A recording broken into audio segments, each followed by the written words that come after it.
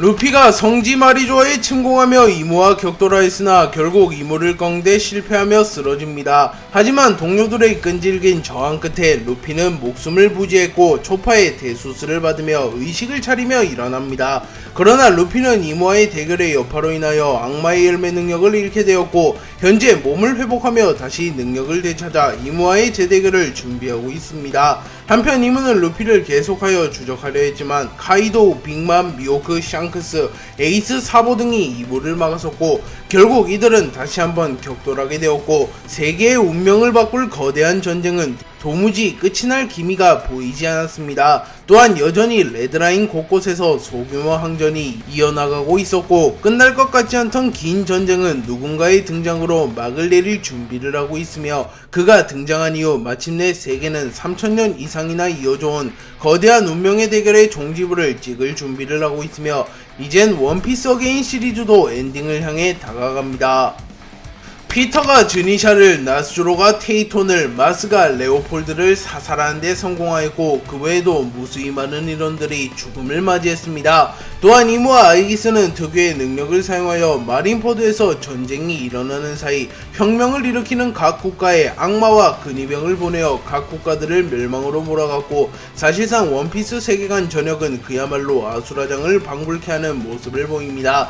후지토라는 벤베크맨과 대결을 치른 이후 자신의 부하로부터 약 44개 왕국과 302개의 섬에서 혁명이 일어날 징조가 보이자 세계정부는 군대를 보내어 왕국과 섬을 토벌했다는 사실을 들었고 어림잡아도 수백만 명 이상의 사상자가 발생했다는 것을 듣게 됩니다. 그리고 후지토라는 매우 분노하는 모습을 보이며 세계정부가 정의를 수호한다고는 하지만 민간인들의 목숨을 취할 권리는 없습니다. 라고 소리쳤고 그 순간 마르코가 후지토라의 앞에 나타나 해군대장 후지토라, 정부라는 체계는 무너질 거다 요이. 더 많은 희생을 낳지 않으려면 최소한 레드라인에서의 전쟁이라도 멈춰 세워야 한다 요이. 라고 소리쳤고 후지토라는 고뇌에 빠진 듯한 모습을 보입니다. 한편 즈니샤가 완전히 숨을 멎었지만 즈니샤의 거대한 사체는 여전히 레드라인에 둥둥 떠다니고 있었고 가바는 겐타이와 격돌하기 직전 즈니샤를 바라보며 즈니샤 결국 가버린 건가? 라고 중얼거렸고 레일리는 새 시대가 온다는 반증인기지 흰 수염이 새 시대를 열고 떠나간 것처럼 어쩌면 이곳이 우리의 마지막 무대가 될지도 모르겠어 라고 말합니다. 티치는 세턴을 쓰러뜨리는 데 성공하며 퀘이사를 동료로 영입하며 조용히 세력을 키우는 데 성공했고 검은 수염 해적단은 평범한 사왕 해적단의 세력을 아득히 능가할 만큼 강해졌습니다. 아오키지는 티치에게 오로성 세턴의 능력을 빼앗는데도 성공했고 이젠 무얼 할 생각이지 아직 전쟁은 끝나지 않았다고 라고 말했고 티치는 제하하하하 목표하던 것은 이뤘다. 괜히 놈들의 전쟁에 휘말릴 순 없지. 우선 도신 류마를 부활시켜야겠지 라고 말했고 퀘이사는 류마는 와노쿠니의 신화적인 존재, 분명 와노쿠니의 국보 중 하나가 놈의 의지가 담긴 물건일 테다. 그 물건만 확보한다면 도신 류마를 부활시켜 장기말로 사용할 수 있네 라고 말했고 티치는 흑도 슈스의 기록에서 본 적이 있다. 도신 류마가 사용했던 검 중 하나. 그 검은 분명 와노쿠니에 있을 테지. 우린 그 검을 목표로 와노쿠니로 향한다 라고 말했고 바노거는 카이도가 사라진 와노쿠니라면 빈집이나 다름없겠군 이라고 중얼거렸고 티치는 만족한 듯한 미소를 지으며 세계를 집어삼킬 마지막 관문이 기다리는군 이라고 소리칩니다. 루피와 이모가 격돌하며 루피의 해방의 드럼이 레드라인 전역에 울려 퍼졌으며 강자들의 대결의 여파로 인하여 레드라인의 해형이 변하게 되었고 바다 깊은 곳에 태양빛이 내려쬐며 3000년 이상 해저 깊숙한 곳에 봉인되었던 존재가 깨어납니다. 그 존재는 대지의 신으로 불렸던 존재이며 과거 3000년 전 태고의 신, 이무, 아이기스, 마샬디, 에이버리 등에게 패배한 뒤 바다 깊은 곳에 봉인되었고 3000년이 지나서야 루피와 이모의 대결의 여파로 인하여 다시 눈을 뜹니다. 다만 대지의 신은 목숨만을 겨우 부지하고 있었고 기량을 온전히 유지하고 있지도 않았기에 대지의 신이 부활한다고 한들 크게 바뀌는 것이 없을 것이며 대지의 신 역시 그 사실을 누구보다 잘 알았기에 자신은 그저 딱 한 번 판도를 뒤집는 게임 체인저 역할을 한 뒤 미래 세대의 운명을 맡기고자 합니다. 대지의 신은 견문색 패기를 통하여 이모의 기운을 느낀 뒤 악마였던 녀석이 신이 되려 하는 건가? 라고 중얼거린 뒤 곧바로 이모에게로 향하기 위하여 움직이기 시작합니다. 이모는 루피를 쓰러뜨린 이후 카이도우, 빅맘 등과 대치하게 되었고, 이후 샹크스, 에이스, 사보, 미호크, 카이도우, 빅맘 등과 격돌하게 됩니다. 이모는 루피와의 대결 이후 몸 상태가 온전치 못했기에 체력에서 한계를 보이고 있었고, 이는 아이기스 역시 마찬가지였습니다. 아이기스는 이문이 목표한 바를 모두 이루진 못했다만 여기서 시간이 더 지체된다면 예상치 못한 변수가 생길지도 모릅니다. 라고 말했고, 이문은 오늘이 운명을 결정짓는 날은 아닌가 보군. 하지만 바로 물러설 순 없다. 최대한 놈들에게 많은 타격을 입히고 그곳으로 향한 뒤 그 녀석을 부활시켜 최후의 전쟁을 준비한다. 라고 말했고, 아이기스는 알겠습니다. 하면 제가 구시대의 잔재들을 막겠습니다. 라고 말하며 곧바로 카이도우와 빅맘을 상대하기 위해 날아갔고, 자연스럽게 에이스, 샹크스, 사보, 미호크가 이물을 막아섰고, 카이도우, 빅맘과 아이기스가 대치하게 됩니다. 에이스는 이물을 바라보며 세계 정부의 왕 이무, 오늘이 네 녀석의 최후의 날이 될 테다. 라고 말했고, 사보는 세계의 혁명을 일으키는 건 결국 그릇된 지배로부터 자유를 줬던 사람들, 이무 네 녀석을 혁명군의 이름으로 반드시 죽여주마. 라고 소리쳤고, 에이스와 사보는 동시에 이무에게 달려들어 불주먹을 날립니다. 하지만 이무는 배양색 패기를 뿜어내며 순식간에 사보와 이무의 공격을 무효화시킨 뒤 밀짚모자 루피, 조이보이, 태양신 니카, 그들이 아니고선 나와 겸상할 자격도 없는 벌레들이 허면 보여주겠다. 무가 세상을 어떻게 지배해왔는지 말이다. 라고 말했고, 그 순간 이무의 몸에서 이질적인 기운이 풍기기 시작했고, 아이기스는 흠칫하며 밀짚모자 루피와의 대결의 여파로 한계에 다다르신 건가? 조이보이와의 대결에서도 나오지 않았던 이무님의 본질적인 형태, 원형의 모습이 튀어나오려 하는 건가? 라고 말합니다. 아이기스는 카이도우, 빅맘과 대치하게 되었고, 아이기스는 조로와의 대결의 여파로 인하여 갑옷이 부서진 상태였고 전신에서 피가 흘러나오고 있었습니다. 아이기스는 공허 그 자체였기에 정확한 형태를 추상하기 어려웠고 실시간으로 계속하여 모습이 변해갑니다. 카이도우는 아이기스를 보며 우로로로로로 신기한 능력을 가진 녀석이군 이라고 소리쳤고, 빅맘은 맘마맘마 툭 건드려도 죽을 것 같은 몸이군. 하지만 방심하지 말라고 카이도, 갓벨리 그리고 와노쿠니 어게인과 같은 일이 반복되어선 안된다고 라고 소리친 뒤 순식간에 자신의 주먹에 폐양색 패기를 휘감은 뒤 아이기스에게 빠른 속도로 접근합니다. 하지만 그 순간 아이기스는 사람 열매 모델 카오스의 능력을 사용하여 빅맘의 움직임을 멈춰 세운 뒤 당신들과 시간을 허비하고 싶진 않다만 의지를 꺾어두지 않으면 확실히 곤란하겠군요. 라고 말했고, 카이도우는 흠칫하며 저놈 아직도 저런 힘이 남았나? 확실히 느껴지는 패기가 예사롭지 않군 이라고 중얼거렸고, 아이기스는 전황을 살피며 시간을 끌면 끌수록 어떠한 변수가 생길지 모른다. 이번 전쟁은 긴 전쟁의 종지부를 찍는 단계는 아니야. 아쉽지만 완벽한 계획을 위해 훗날을 도모해야 한다. 라고 생각하며 카이도우와 빅맘을 제압하기보단 적당한 타이밍에 빠져나가려 합니다. 키자루는 루피와 이모의 대결이 종료된 이후 잠시 몸을 회복하며 선박에서 대기하고 있었고, 이후 아카이누와 키자루는 다시 출격합니다. 키자루는 묘묘우사기와 차돈을 호출하였지만 이들은 이모와 루피의 폐양색 패기에 의하여 기절한 터라 키자루의 전보벌레 통신을 수신할 수 없었고, 키자루는 어렴풋이 상황을 눈치챈 뒤 이상하네, 폐양색 패기에 당한 건가? 라고 중얼거렸고 홀로 밀짚모자 일당을 추적하기로 결정하였고, 키자루는 빠른 속도로 밀짚모자 일당을 향해 날아갑니다. 하지만 그 순간 아카이누가 밀짚모자 일당에게 향하는 것을 확인했고, 키자루는 그럼 밀짚모자 일당은 사카즈키에게 맡겨둘까? 난 아무래도 샤본디에서 못다한 일을 마무리해야 될 것 같네 라고 말한 뒤 어디론가 날아갑니다. 한편 아카이누는 자신이 직접 루피를 제거하기로 결정했고, 루피가 이모와의 대결에서 패배한 뒤 동료들의 도움을 받아 써니오로 도주하였다는 것을 파악합니다. 그리고 때마침 써니오가 해저에서의 충돌을 피하기 위해 다시 한번 해상으로 올라왔고, 아카이누는 홀로 써니오를 향해 날아가며 밀짚모자 이 녀석의 목숨은 내가 받아가마 라고 소리쳤고, 도트무지카의 출연으로 임시로 맺어진 해적과 해군의 동맹이 완전히 파기됩니다.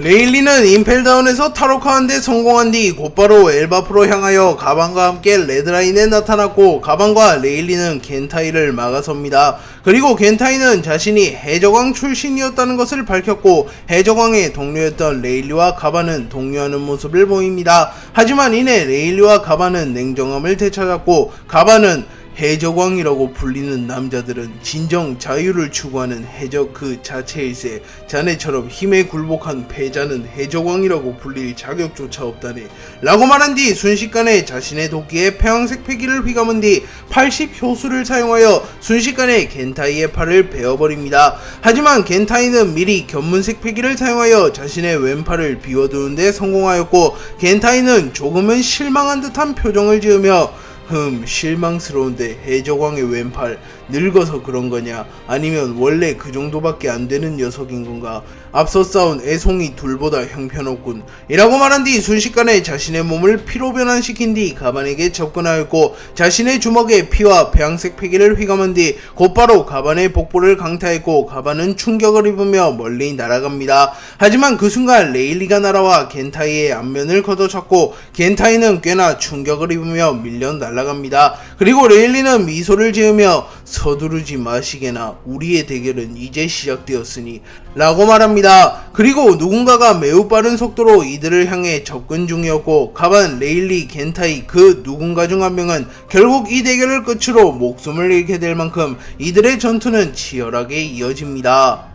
후지토라는 자신의 부하로부터 대전쟁이 시작된 이후 무수히 많은 왕국과 섬이 공격받으며 수백만에 이르는 사상자가 생겼다는 것을 알게 된 뒤 회의감을 느끼게 되었고, 정말로 세계정부가 필요하긴지에 대해 진지하게 고민하기 시작합니다. 그리고 그 와중에 아카이누는 후지토라에게 쿠궁쿠궁 열매의 능력을 사용하여 운석을 소환하여 해적들을 말살하라는 명령을 내렸고, 후지토라는 이미 전쟁은 끝난 것과 다름없으며 무분별한 희생은 필요 없다고 느끼며 아카이누의 명령을 듣고 고민에 빠집니다. 그리고 그 순간 후지토라는 죽어가는 해적과 해군들을 보게 되었고, 결국 자신이 해군에 서며 걷잡을 수 없는 희생이 시작되었다고 판단하였고, 후지토라는 아카이누의 명령을 사실상 거부하며 주저앉습니다. 그리고 그 순간 로브루치가 나타났고, 로브루치는 세계 정부는 보다 완벽한 승리를 필요로 한다. 사이퍼폴과 신의 기사단 등 모든 전력이 다시 한번 투입될 예정이다 라고 말했고, 루피와 이무의 대결이 진정되었기에 다시 한번 해군, 사이퍼폴, 신의 기사단 등이 투입될 준비를 마친 상태라고 말합니다. 그리고 후지토라는 로브루치의 팔에 묻은 피를 보며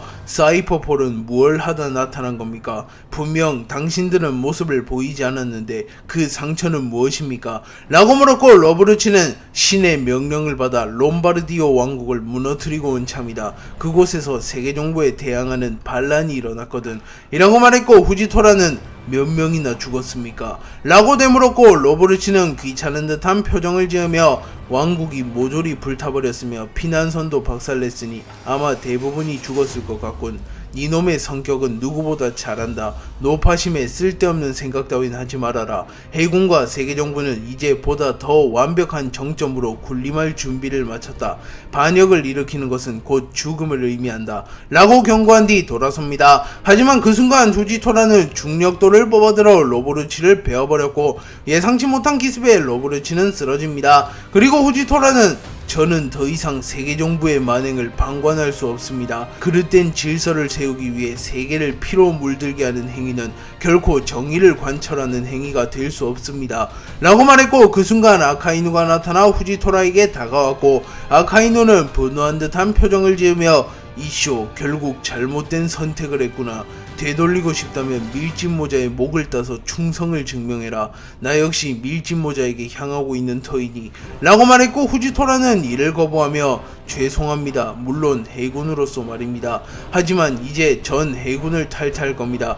그러니 다시 한번 질문에 답하겠습니다. 거절이다 사카즈키 라고 소리쳤고, 아카이누는 체념한 듯한 표정을 지으며 역시 이 녀석들은 이해할 수 없는 부류다 라고 말하며 과거 신념을 위해 해군을 배신했던 또 다른 남자 드래곤을 떠올립니다. 후지토라가 러브루치를 공격하며 사태는 걷잡을 수 없이 커졌고 아카이누는 후지토라를 곧바로 응징하려 합니다. 그리고 후지토라는 9090 열매의 능력을 사용하여 아카이누를 짓눌러버리려 했지만 그 순간 아카이누는 무장색 패기를 사용하여 후지토라의 능력을 무효화시켰고 이후 견신 홍련을 사용하여 후지토라를 덮치려 합니다. 하지만 그 순간 드래곤이 나타나 아카이누의 주먹을 막아섰고 아카이누는 조금은 당황한 듯한 표정을 지으며 드래곤 배신자끼리 내통이라도 했던 것인가? 라고 물었고 드래곤은 갈린과의 대결 이후였기에 전신이 피범벅이 되어 있었고 겨우 의식을 유지한 상태였지만 물러설 순 없었기에 자신이 부상을 입었다는 사실을 숨긴 채 사카즈키 이 녀석이라고 한들 나와 이쇼를 상대할 순 없을 테지 부탁이지만 물러나주면 안되겠나? 라고 물었고 후지토라는 당황하며 전 혁명군의 편은 더더욱 아닙니다만 드래곤 당신과 저는 초면이 아닙니까? 어째서 절 감싸는 겁니까? 라고 물었고 드래곤은 그 시절 나와 같은 눈을 보았기 때문이요 라고 말하며 로저가 자신을 구해주었던 것을 떠올립니다. 그리고 아카이누는 드래곤의 말대로 드래곤과 후지토라를 잡아낼 수는 없다는 것을 잘 알았지만 물러설 수는 없었기에 문단무용 배신자들에 대한 처벌을 내려주마 라고 말한 뒤 순식간에 드래곤에게 접근하려 합니다. 그러나 이번에는 가프가 나타나 아카이누의 뒷목을 붙잡았고 거프는 단호한 표정을 지으며 사카즈키 원수 지금은 나설 때가 아니네. 해군의 전반이 무너진 지금 자네마저 쓰러지게 된다면 해군은 구심점을 잃게 되네 라고 말했고 아카이누는 거프 중장 항명이라고 받아들여도 되겠습니까? 아들을 지키기 위해 정의를 저버리는 것입니까? 라고 물었고 그 순간 센고쿠가 다가와 사카즈키 거프라는 사내를 무얼로 보는 건가? 거프는 항상 가족보다도 정의를 우선시한 남자라네. 그가 가족을 돌봐야겠다고 마음먹었다면 애진작의 해군은 붕괴되고 말았을 테야 라고 소리쳤고 거프는 충분히 오해할 만하네 사카즈키. 하지만 자네는 더 이상 해군 대장이 아니라네. 해군 원수는 해군의 얼굴 그 자체. 어떤 일이 있어도 냉정함을 잃어선 안되네. 자네가 이 전쟁에서 사망하면 곧 해군의 패망일세 라고 말했고 드래곤은 전투태세를 해제하며 거프에게 다가가 오랜만입니다 아버지 라고 말했고 거프는 이놈과는 대화할 마음 없다. 애비 입장 난처하게 만들지 말고 썩 꺼져라. 다음에는 내가 직접 네 녀석을 체포하러 가마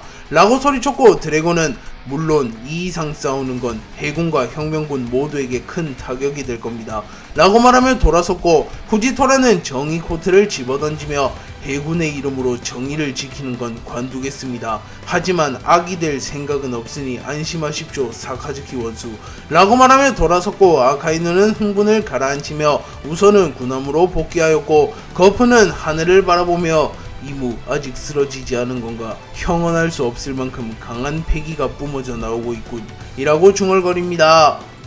이무는 루피를 쓰러뜨린 이후 에이스 사보 샹크스와 대치하게 되었고 이무는 자신의 몸 상태가 최악임을 알았기에 시간을 끌기보단 최대한 빠르게 결착을 지으려 합니다. 그리고 이무는 순식간에 사보에게 접근한 뒤 자신의 주먹에 배양색 패기를 휘감아 사보의 복부를 강타했고 사보는 급하게 무장색 패기를 둘러 방어했지만 복부가 뚫려나가는 고통을 입으며 멀리 날아갔고 당황하는 표정을 지으며 루피 이런 놈이랑 싸운 건가? 라고 소리칩니다. 그리고 이무는 곧바로 사람 열배 모델 야외의 능력을 사용하여 검은 사슬과 같은 것을 소환해내며 사보를 구속하려 합니다. 하지만 그 순간 에이스와 샹크스는 동시에 폐양색 패기를 방출하며 이무를 날려버리는데 성공했고 이무는 사보를 마무리 짓지 못하며 날아갑니다. 그리고 에이스는 곧바로 사보에게 향해 사보를 부축했고 샹크스는 이무에게 천천히 다가가 직접 대면하는 건 처음이군 세계 정부의 왕 이무 라고 말했고 그 순간 샹크스의 검 그리폰의 배양색 패기가 휘감깁니다. 그리고 이무는 피거랜드 샹크스 운명을 거스른 건 유감이다만 아쉽게 되었군. 그 정도의 재능을 가진 천룡인이 신의 뜻을 거스르다니. 피거랜드가는 늘 최정상급 전투원을 배출해낸 훌륭한 가문 피거랜드 샴록, 피거랜드 갈링, 그리고 900년 전 나와 함께 조이보이를 꺾은 그 녀석까지 말이야 라고 말하며 샹크스를 보며 갈링, 샴록, 900년 전 피거랜드 왕국의 왕을 떠올립니다. 하지만 샹크스는 그런 것에 연연하지 않는 모습을 보이며 곧바로 자신의 검 그리폰의 배양색 패기를 휘감은 뒤 참격과 함께 번개의 형태로 방출시키는 기술인 패왕 참뢰를 사용하였고 이무는 모든 것을 반사하는 거울인 미라노스 스페큘럼을 소환해내며 샹크스의 공격을 간단히 튕겨내버리는데 성공합니다. 그리고 이무는 순식간에 샹크스에게 접근하여 샹크스를 공격하려 하나 그 순간 사보와 에이스는 자신들의 합동기인 염제 청화를 사용하여 이무를 공격하였고 순식간에 이무의 전신이 활활 타오릅니다. 이무는 에이스와 사보의 협공기 염제 청화를 허용한 뒤 곧바로 초회복을 사용하려 부상을 회복하려 합니다. 하지만 이무는 루피와의 대결로 인하여 심각한 부상을 입은 상태였기에 신체의 부상이 전혀 회복되지 않았고 이무는 피를 토해내며 주저앉습니다. 그리고 샹크스가 그 틈을 놓치지 않고 순식간에 이무에게 접근하여 카무사리를 사용하여 이무를 공격하였고 이무는 샹크스의 공격을 무방비로 허용하며 멀리 날아갑니다. 그리고 아이기스는 이무를 바라보며 이무님 이라고 소리치나 그 순간 카이도우가 4명 팔개를 사용하여 아이기스의 얼굴을 내려 찍어버렸고 아이기스의 얼굴에선 피가 흘러내립니다. 이무와 아이기스가 심각한 부상의 여파를 이겨내지 못하며 정탈을 허용하게 되었고 판세는 뒤집혀가기 시작합니다. 한편 루피는 정신을 차린 뒤 주먹을 뻗으며 능력을 사용하려 했지만 몸이 고무화되지 않았고 루피는 절망에 빠진 듯한 모습을 보입니다. 그리고 초파마저 원인을 찾지 못하는 모습을 보였고 루피는 우선 패기만을 사용하여 대결에 나서기 위해 가판 위로 올라갔고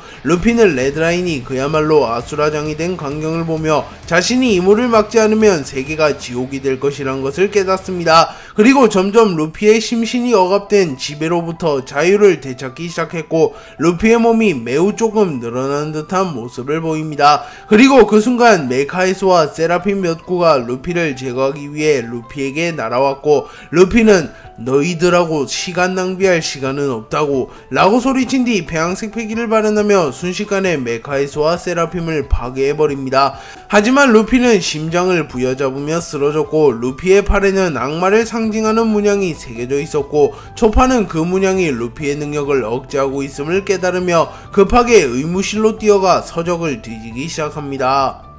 샹크스는 카무사리를 사용하여 이무에게 치명상을 입힌 뒤 이무의 몸 상태가 최악이라는 것을 간파하였고 샹크스는 철옹성을 무너뜨릴 절호의 찬스네 숨쉴 틈조차 주지 말고 몰아쳐라 라고 말한 뒤 순식간에 이무에게 접근하여 폐왕색 패기를 번개의 형태로 떨어뜨리며 이무를 공격합니다.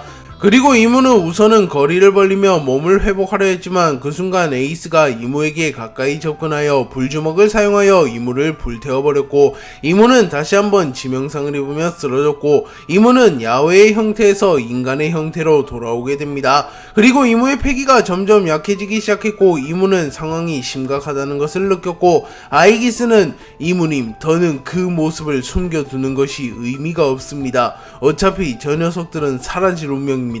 라고 소리쳤고 이무는 결심한 듯한 표정을 지으며 주먹을 꽉 쥡니다. 하지만 사보는 이무가 고민할 틈도 주지 않으며 이무를 몰아붙이기 시작했고 불기능을 소환해내며 이무의 안면을 강타하려 합니다. 그러나 이무는 무장색 패기를 사용하여 사보의 공격을 버텨낸 뒤 지구를 이루는 4원소 중 하나인 땅의 힘을 사용하여 지토 선멸을 사용하였고 집안에 큰 균열이 가게 되며 방대한 규모의 지진이 일어납니다. 그리고 이무는 지진에 몸을 숨기며 어디론가 사라졌고 그 순간 하늘이 매우 어두워지기 시작했으며 섬 중심부에는 거대한 마법진이 생겨났으며 그곳에서 푸른 불꽃이 피어나며 스산한 기운이 섬 전체를 뒤덮습니다. 그리고 샹크스는 조금은 긴장한 듯한 표정을 지으며 분위기가 완전히 바뀌었군. 숨겨둔 수라도 있었던 건가?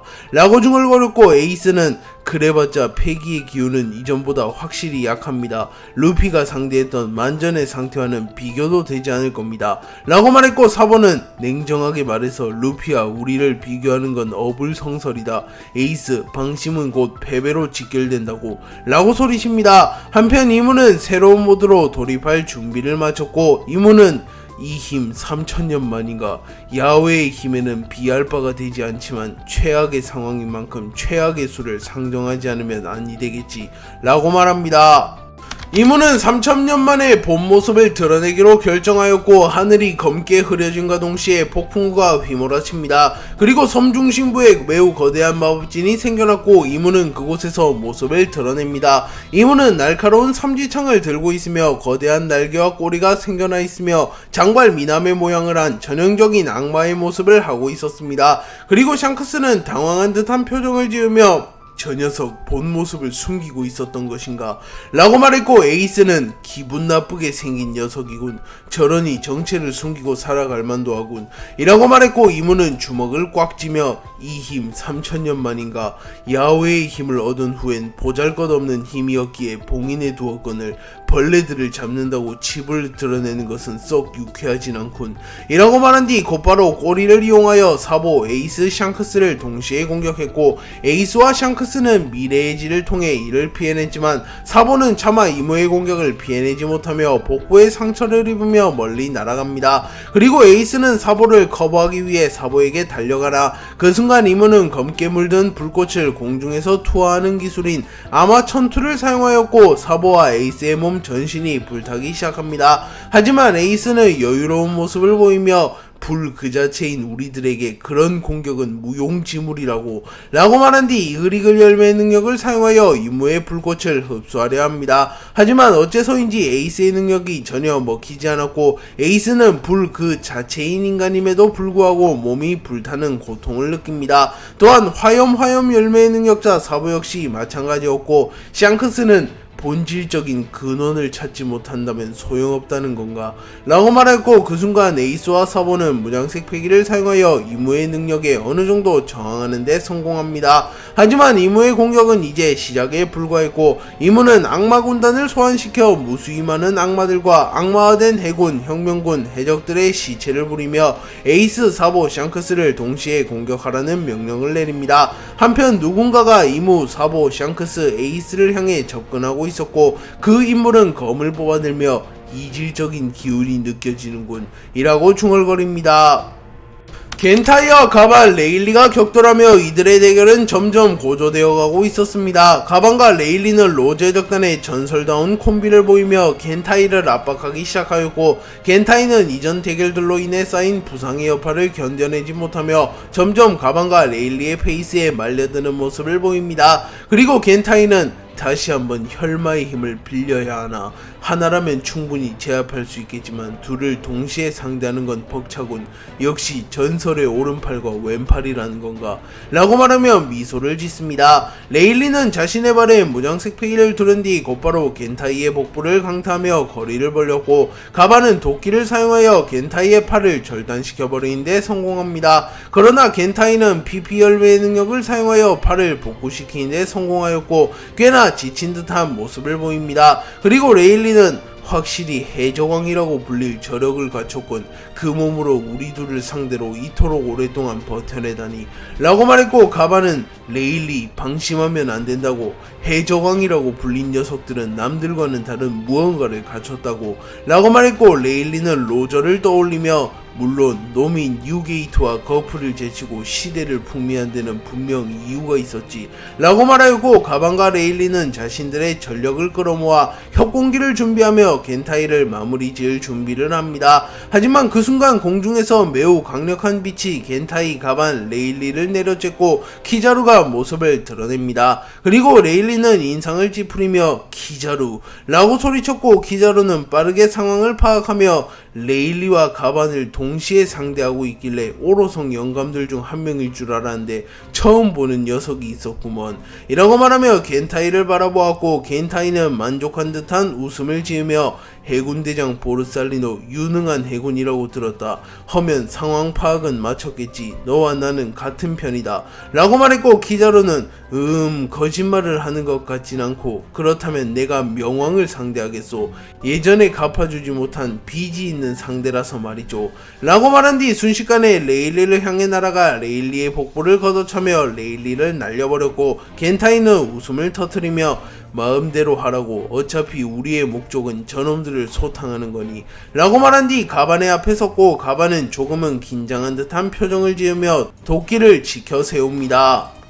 겐타이는 가반과 1대1 대결이 성사되자마자 무서운 속도로 가반을 몰아치기 시작했고, 가반은 자신의 도끼에 무장색 패기를 휘감으며 겐타이의 공격을 막아섭니다. 하지만 이내 겐타이는 PP 열매 능력을 사용하여 주변의 모든 것들을 혈화시킨 뒤 순식간에 가반에게 접근하였고, 곧바로 자신의 주먹에 배양색 패기를 휘감은 뒤 가반의 복부를 강타하려 합니다. 하지만 그 순간 가반은 부천학을 사용하여 겐타이의 공격을 흘려내는 데 성공하였고, 곧바로 배양색 패기를 도끼의 참격과 함께 방출하며 겐타이를 공격합니다. 그러나 가반은 노화였기에 전성기에 비하면 공격의 위력이 떨어졌고, 노화된 가반의 공격은 겐타이에게 큰 충격을 줄 순 없었습니다. 겐타이는 가반의 공격을 손쉽게 막아낸 뒤 3인자가 폐양색 패기를 사용하다니 로저 해적단도 막대먹은 해적단인가 보군 이라고 말했고, 가반은 도끼로 자신의 뺨에 피를 닦아내며 유능한 동료가 모이는 것 또한 왕의 자질일세 라고 받아쳤고, 겐타이는 미소를 지으며 자신의 과거 동료를 떠올렸고 세세열매 모델 주작을 먹은 누군가의 모습을 떠올립니다. 겐타이는 감상에 젖어 있을 여유 따윈 없다. 세계 정부와 나는 운명 공동체. 그분이 이곳에서 무너진다면 나의 선택 또한 틀리게 되는 것이니 라고 말한 뒤 혈마의 힘을 사용하였고, 겐타이의 모습이 혈마로 변하게 됩니다. 그리고 혈마는 모습을 드러낸과 동시에 너라면 충분히 저놈을 상대할 수 있었을 텐데 라고 말했고, 겐타이는 확실하게 죽여주기 위해서다. 이 전쟁 쓸데없는 소모전만 길어졌을 뿐 실질적인 전진은 없었으니 말이다 라고 말했고, 혈마는 처음으로 만족스러운 말을 하는군 이라고 말했고, 혈마와 일체화가 된 겐타이는 더욱 강해졌고, 순식간에 가반에게 접근하여 블러드 스케일을 사용하여 자신의 손을 날카로운 형태로 변화시킨 뒤 순식간에 가반의 복부를 찔러버렸고, 가반은 반응할 틈도 없이 치명상을 입게 되었고, 저주받은 혈액이 가반의 몸 전신에 퍼져나가며 가반의 숨이 더욱 거칠어집니다. 그리고 가반은 하늘을 바라보며 옛 벗을 만나는 건 한 명이면 충분했다만 어쩌면 오늘 로저를 보러 가게 될지도 모르겠어 라고 중얼거립니다. 가반은 저주받은 혈맥이 전신에 퍼져나가는 것을 느끼며 시간을 지체하면 지체할수록 자신에게 불리함을 느꼈고, 순식간에 속도를 높이며 겐타이를 압박하기 시작합니다. 겐타이는 앞선 대결의 여파로 몸의 반응과 속도가 느려진 상태였고, 가반은 빠른 속도로 겐타이를 몰아붙입니다. 하지만 그 순간 겐타이는 블러드레인을 사용하였고, 하늘에서 피가 비처럼 내리기 시작하였고, 겐타이는 피를 양분 삼아 더욱 강해집니다. 또한 겐타이의 크기가 비약적으로 커지게 되었고, 겐타이는 자신의 주먹에 배양색 패기와 무장색 패기를 휘감은 뒤 곧바로 가반을 공격하려 했지만, 가반은 빠른 속도로 겐타이의 공격을 피해낸 뒤 겐타이를 향해 도끼 하나를 던졌고, 겐타이는 본능적으로 고개를 돌리며 가반의 도끼를 피해낸 데 성공합니다. 하지만 이는 가반의 미끼였고, 가반은 순식간에 겐타이에게 접근한 뒤 80효수를 사용하여 겐타이에게 참격을 날린 뒤 공중에 뜬 도끼를 회수하는 데 성공합니다. 그리고 겐타이는 몸 전신에 상처가 남게 되었고 천천히 회복을 하곤 있으나 완전히 회복에는 실패하는 모습을 보였고, 겐타이는 저런 놈에게 정탈을 허용할 정도로 지친 건가? 라고 중얼거렸고, 혈마는 해적왕이라고 불렸던 놈치곤 실망스러운걸 이라고 말했고, 겐타이는 혈마의 말에 대꾸하지 않고 순식간에 가반에게 접근하여 혈마 타천을 사용하여 거대한 혈마의 형상과 함께 가반을 그대로 내려 찍어버리려 합니다. 하지만 어째서인지 가반은 겐타이의 공격을 피하지 않았고, 가반은 견문색 패기를 사용하여 미래를 확인한 뒤 죽지는 않는다라 육참골단 뼈를 주고 살을 취한다 라고 말했고, 그 순간 겐타이의 혈마 타천이 가반에게 적중합니다. 그리고 가반은 치명상을 입었지만 정신력으로 이를 버텨낸 뒤 자세가 어느 정도 무너진 겐타이에게 접근하여 명투 천퇴 마부를 사용하여 순식간에 겐타이의 왼팔을 절단시켜버린 데 성공했고, 겐타이의 왼팔이 공중에 떠오른 뒤 바닥에 떨어졌고, 배양색 패기와 무장색 패기의 힘이 동반된 공격이었기에 겐타이는 자신의 팔을 재생시키는데 실패합니다. 그리고 가반은 혈마타천과 저주받은 혈맥의 영향으로 가슴을 부여잡으며 쓰러졌고, 겐타이는 매우 분노한 듯한 표정을 지으며 생각보다 큰 대가를 치르게 되었군 이라고 중얼거렸고, 혈마는 제 아무리 너라도 팔을 잃은 건 큰 손실이군. 이놈의 육신을 차지하여도 전력이 준 꼴이군. 이라고 말하며 혈마조차 분노한 듯한 모습을 보였고, 겐타이는 스코퍼 가반 제법이군. 방심 따윈 하지 않았는데 말이야. 라고 말한 뒤 가반에게 천천히 다가왔고, 가반은 레일리를 바라보며 먼저 떠나가겠네 친구여. 하지만 이놈만큼은 길동무로 데려가겠네 라고 생각합니다. 가반은 겐타이의 팔을 날려버리는데 성공했지만 가반 역시 치명상을 입게 되었고, 가반은 어쩌면 이 대결의 끝이 곧 자신의 죽음일지도 모른다고 생각합니다. 그리고 가반은 자신의 아들 코론을 떠올리며 미안하게 되었군 코론. 진짜 전사가 되는 걸 보고 싶었는데 말이야 라고 생각한 뒤 순식간에 겐타이에게 접근했고, 가반의 속도는 이전보다도 더 빨라졌고, 겐타이는 당황하는 표정을 지으며 곧 죽어가는 녀석이 마지막 발악이라도 하겠다는 거냐 라고 말한 뒤 거대한 손의 형태를 한 핏덩어리를 소환한 뒤 가반을 내려 찍어버리려 합니다. 그리고 가반은 전신에 저주받은 혈맥이 퍼지며 가반은 움직임이 완전히 멈춰버릴 뻔했지만, 그 순간 가반은 무장색 패기를 각성하며 겐타이의 능력을 무효화시켰고, 가반은 순간적으로 몸이 말끔해지는 기분을 느낍니다. 그리고 가반은 좋던 싫던 이 일격에 마무리 지은다. 몸이 일시적으로 최상의 상태로 돌아온 것 같다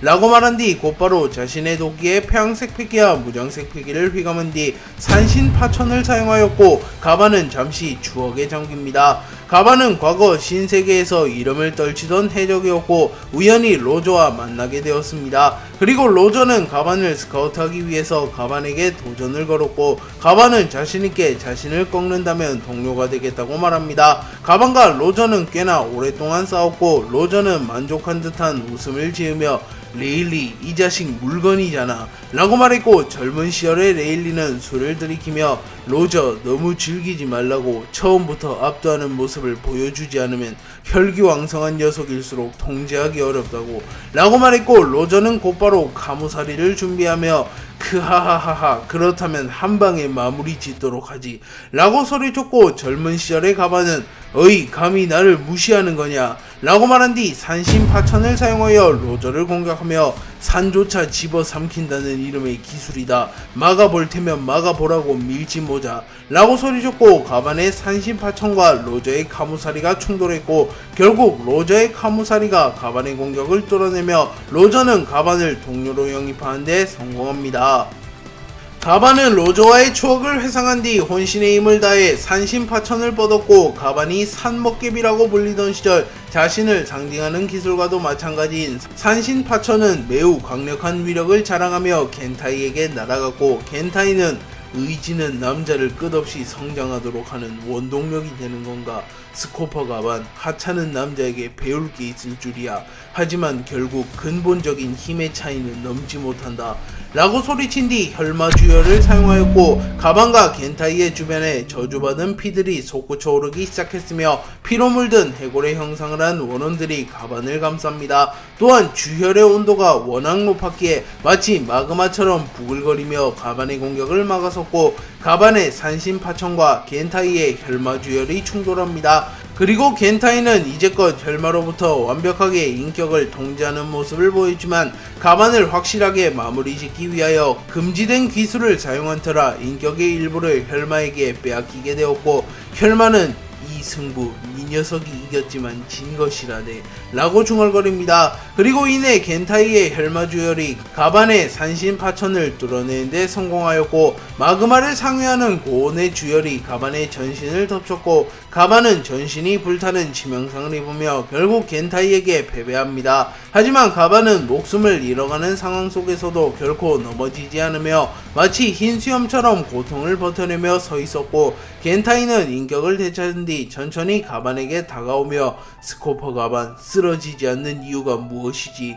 이미 끝났다는 건 이 녀석이 가장 잘 알 텐데 말이다 라고 소리쳤고, 가반은 거친 숨을 몰아쉬며 그것이 전사의 긍지다 라고 말한 뒤 그대로 눈을 감았고, 가반의 목소리는 워낙 작았기에 레일리조차 가반의 유언을 듣지 못합니다. 하지만 저 멀리서 우솝은 가반의 목소리를 뚜렷하게 들으며 우솝은 불의 상처 남자 엘바프의 영웅 가반이라고 소리치며 가반이 있는 곳을 바라봅니다. 하지만 우섭과 가반의 거리는 매우 멀었기에 우섭은 가반을 볼 수는 없었지만 왜인지 모르게 가반이 죽어간다는 것만은 느낄 수 있었고, 이는 우섭의 견문색 패기가 크게 발전했음을 의미합니다. 가반은 씁쓸한 어투로 로저 흰수염 놈들만큼은 아니더라도 멋있는 유언 하나쯤은 세상에 남기고 싶었는데 라고 중얼거렸고, 겐타이는 전사의 긍지, 그것이 네 유언이라면 내가 잊지 않고 기억해주마. 겨루게 되어 영광이었다. 오랜만에 만난 진정한 전사여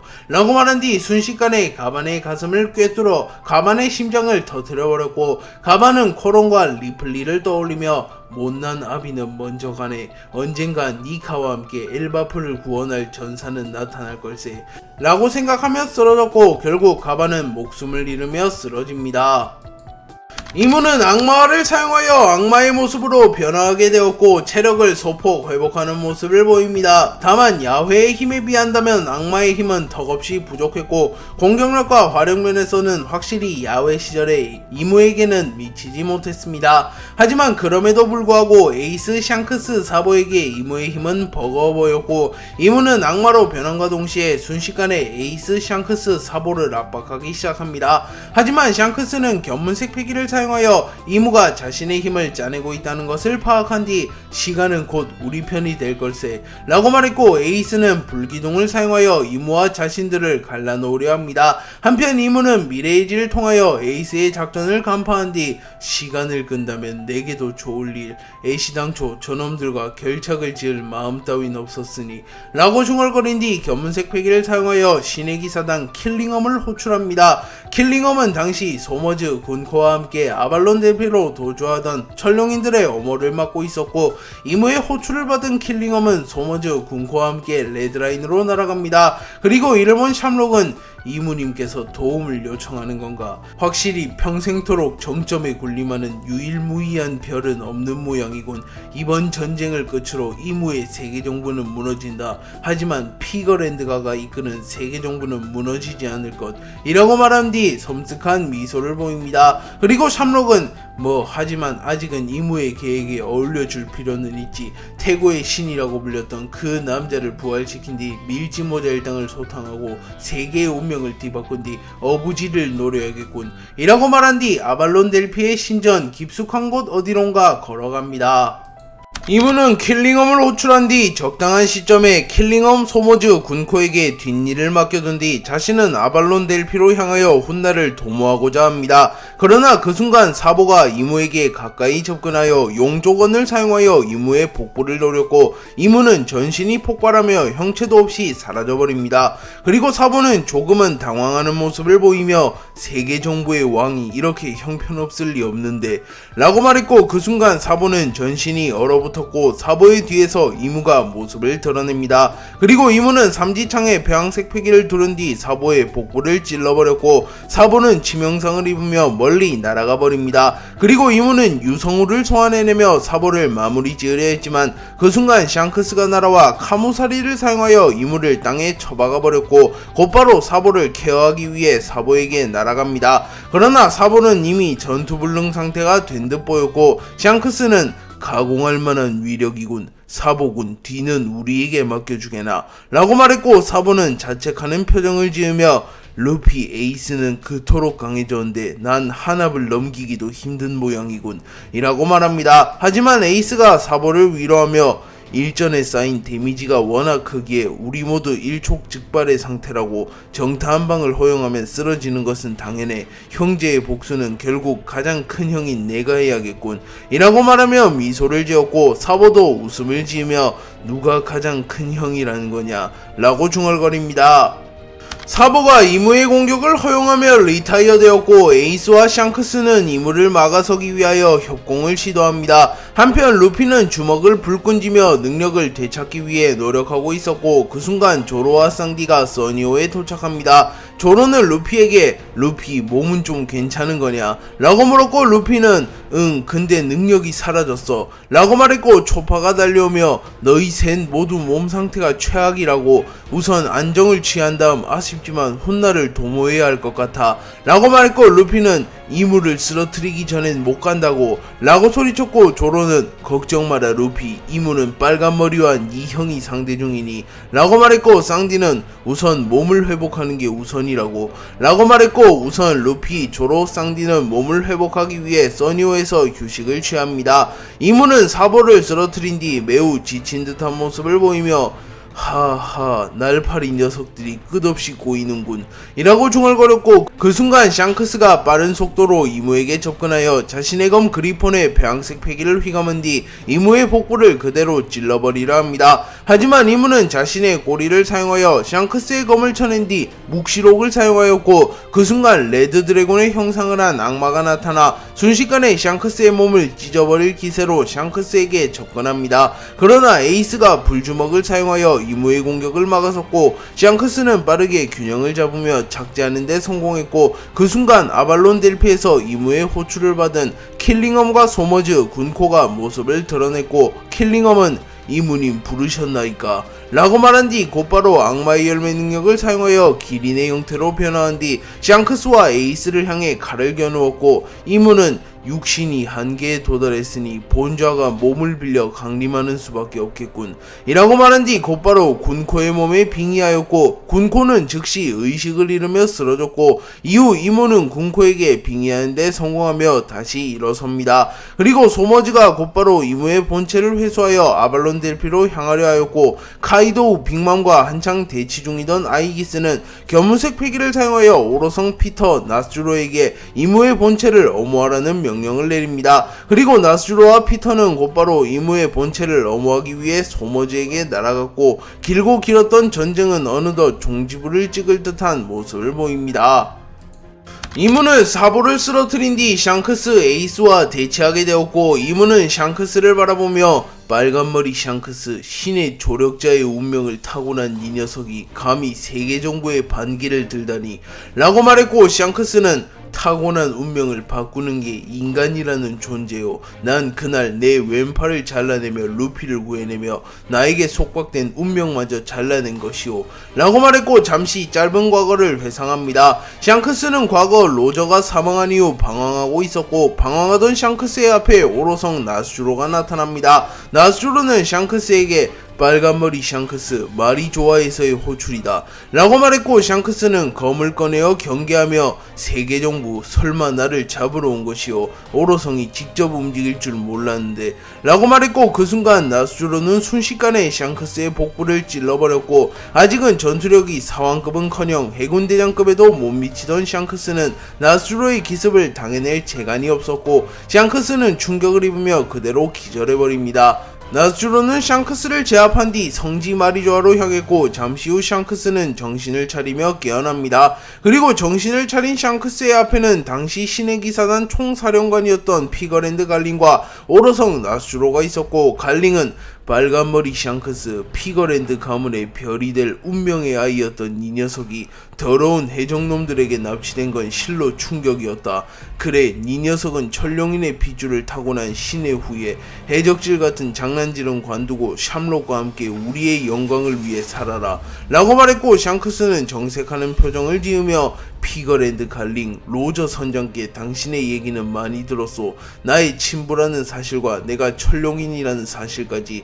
하지만 난 이미 해적이라는 길을 걷기로 결정했고, 세계정부의 하수인이 될 생각은 더더욱 없소 라고 소리쳤고, 갈링은 물론 나의 아들이니 고집이 단번에 꺾일 거라고는 생각하지 않았다. 허나 네 팔에 어비스 문신을 새겨두었으니 넌 이미 세계정부에 종속된 것이나 다름없네. 그 문신이 새겨진 자는 신의 힘을 일부 양도받으며 세계정부의 영원한 충성을 맹세한 증표.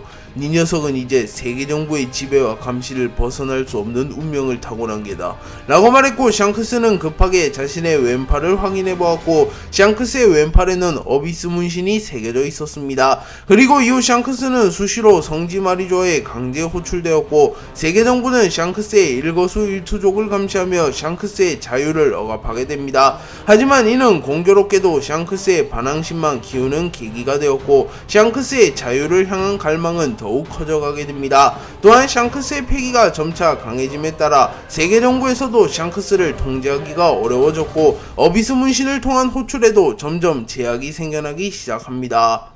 샹크스는 어느덧 사왕의 반열에 오르게 되었고 세계적으로도 별다른 이슈가 없었기에 세계 정부에서도 샹크스를 적극적으로 호출하진 않습니다. 그리고 샹크스는 이스트블루 후샤 마을에서 우연히 로저와 같은 말을 하는 소년 루피를 보게 되었고 본능적으로 세계가 기다려온 해방의 전사가 루피라는 것을 알게 됩니다. 한편 루피는 어느 때와 마찬가지로 샹크스와 함께 수다를 떨고 있었고 마키노의 술집에서 우연히 고무고무 열매를 먹게 되었고 루피는 고무고무 열매를 먹은 고무인간이 됩니다. 그리고 샹크스는 악마의 열매는 주인을 고르는 습성이 있다. 고무고무 열매, 아니 사람 열매 모델 태양신 니카가 루피를 선택한 건가? 라고 생각하며 루피가 세계가 기다려온 해방의 전사라는 것을 확신합니다. 그리고 어느 날 마키노의 술집에서 술을 먹고 있던 샹크스와 산적 히그마가 시비가 붙게 되었고 샹크스는 대인배적인 면모를 보이며 유쾌하게 상황을 넘깁니다. 하지만 루피가 히그마를 찾아가 샹크스에게 시비를 건 것과 술집에서 난동을 피운 것에 대해 사과하라고 요구하였고 히그마는 당연히 이를 거부합니다. 그리고 히그마는 고무처럼 늘어나는 루피의 몸을 신기하게 여기며 루피를 서커스단에 팔아버리려 하며 루피를 짓밟습니다. 하지만 그 순간 샹크스가 나타났고 순식간에 럭키로와 벤베크맨이 히그마의 부하들을 처리해버립니다. 그리고 히그마는 위기를 느끼며 루피를 끌어안은 채 바다로 뛰어들었고 해왕류 한 마리가 히그마를 그대로 삼켜버립니다. 그리고 해왕류가 루피마저 삼켜버리려던 찰나 샹크스가 등장하여 순식간에 해왕류를 쫓아내버렸고 루피를 구해주는데 성공합니다. 하지만 샹크스는 해왕류의 공격을 받으며 한 팔이 잘려나가게 되었고 루피는 눈물을 흘렸지만 샹크스는 팔 하나보다는 루피의 목숨이 더 소중하다고 말하며 루피를 위로해줍니다. 또한 샹크스는 자신의 잘려나간 팔을 보며 루피, 네가 해방의 전사로서 처음 구해준 사람이 영광스럽게도 내가 되었구나. 자유를 억압하는 어비스 문신은 사라졌다. 이제 나도 네 덕에 진정한 자유를 누리게 되었구나 라고 생각합니다. 그리고 결국 샹크스가 떠나는 날이 오게 되었고 샹크스는 자신의 밀짚모자를 루피에게 맡기며 언젠가 위풍당당한 해적이 되면 밀짚모자를 돌려달라고 말하였고 그날 이후 루피는 밀짚모자를 자신의 보물로 여기게 됩니다. 그리고 샹크스는 레드포소에서 떠나가는 자신을 바라보는 루피를 바라보며 루피, 언젠간 네가 세계의 운명을 걸고 전쟁을 벌일 날을 기대하마 라고 말합니다. 샹크스는 짧은 회상을 끝낸 이후 불주먹 이무라는 녀석을 쓰러뜨리는 것도 중요하다만 결국 이 긴 세월의 전쟁의 종지부를 찍는 것은 애석하게도 자네도 나도 아닐세 라고 말했고 에이스 역시 그 사실을 누구보다 잘 알고 있었기에 물론 결국 종지부를 찍는 건 루피가 되겠지요 라고 말했고 샹크스는 오로성을 포함한 불사의 군단이 언제 또다시 레드라인에 나타날지 모르네. 자네는 곧바로 레드라인으로 복귀하여 대피 명령을 내리세. 아쉽지만 이번 전쟁은 이대로 마무리될 것 같군. 진정한 최후의 전쟁은 머지않았네 라고 말하며 훗날을 도모하려는 모습을 보였고 에이스는 샹크스의 뜻을 존중하며 물론입니다. 허면 당신께선 이라고 물었고 샹크스는 말 대신 자신의 그리폰을 뽑아들었고 에이스는 샹크스가 자신들이 대피할 시간을 벌기 위해 이물을 막아설 것이라는 것을 눈치챈 뒤 모두를 대피시킨 이후 돌아오겠습니다 라고 말한 뒤 빠른 속도로 레드라인으로 복귀했고 에이스는 레드라인에서 주둔 중인 써니오, 레드포스오, 모비딕 등을 향해 모두 대피해라. 이 전쟁은 여기서 마무리 짓자고 라고 소리쳤고 조로는 써니오에서 몸을 비틀거리며 불주먹 이무는 어떻게 되었지? 라고 물었고 에이스는 현재 빨간머리 샹크스와 대치 중이다. 그 과정에서 사번은 치명상을 입으며 쓰러졌고 불사의 군단이 또다시 레드라인을 향해 집결 중이다. 아쉽지만 훗날을 도모하는 게 맞다고 라고 소리쳤고 로비는 냉정한 모습을 보이며 그래 우리의 준비가 부족했던 거야 라고 말했고 징베는 곧바로 배를 돌리며 하지만 빨간머리를 홀로 남겨둘 순 없는데 라고 말했고 그 순간 루피가 조로와 쌍디를 들쳐맨 뒤 에이스를 향해 점프했고 에이스는 놀라는 표정을 지으며 루피를 캐치합니다. 그리고 루피는 에이스의 말이 맞아. 이 이상의 전쟁은 의미가 없어. 하지만 샹크스를 두고 떠나갈 순 없는 노릇이라고. 에이스, 나를 샹크스가 있는 곳으로 안내해줘 라고 말했고, 루피가 퇴각 명령을 내림에 따라 루피, 조로, 쌍디를 제외한 밀지모자 일당은 전원 레드라인에서 벗어나기 시작합니다. 한편 드래곤은 갈링을 쓰러뜨린 뒤 치명상을 입은 상태였고, 사보 역시 생사의 기로를 걷는 중상을 입었기에 혁명군은 사실상 붕괴 위기를 맞이하며 써니오와 함께 레드라인을 벗어나고 있었습니다. 다만 혁명군은 새롭게 강력한 전력을 영입하게 되었고, 이는 해군에도 큰 충격을 주게 됩니다. 또한 센고쿠와 거푸의 주도하에 해군 데더스도 해군 본부로 복귀하고 있었고, 아카이누는 계속하여 루피를 쫓는다고 말했지만 해군 원수가 오랫동안 해군 본부를 비울 수는 없었기에 결국 아카이누와 해군 대장들 역시 해군 본부로 복귀하게 됩니다. 하지만 이는 엄밀히 따지자면 세계정부의 상층부의 허가를 맡은 행동은 아니었기에 훗날 해군의 복귀를 주도한 거푸와 센고쿠는 강력한 책임을 지게 됩니다. 그리고 양 세력의 99%가 넘는 병력이 퇴각하며 사실상 레드라인과 마리조아에서 이어진 전쟁은 끝이 나게 되었고, 이무, 아이기스, 오로성, 루피, 조로, 쌍디, 샹크스, 에이스, 키자루, 레일리 등 굵직한 인물 몇 명만이 여전히 전투를 이어가고 있었으며, 그 전쟁 역시 장기전으로 이어지진 않을 것이며, 대지의 신이 나타나며 전쟁은 마침표를 찍음과 동시에 세계의 운명을 결정짓는 최후의 전쟁은 마침내 눈앞으로 다가오게 됩니다.